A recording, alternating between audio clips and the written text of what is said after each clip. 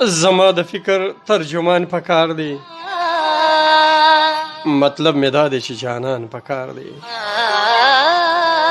زما د فکر ترجمان پکار دی، مطلب مې دا دی چې جانان پکار دی. په نیمه شپه کې رانځي پرېږدي مې خدایه نری نری باران پکار دی. رقیبه خوی دي د هندوانو دی ټول، تاله مندر چېرته بګوان پکار دی. رقیبه خوی دي د هندوانو دی ټول، تاله مندر چېرته بګوان پکار دی. او خپل ثقافت باندې مین یم زه، ما له ټپو یو قربان پکار دی.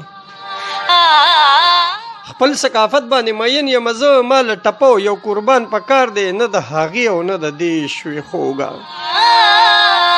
نه د هغې او نه د دې شوې خوږه، په دې خبره سم خفګان پکار دی.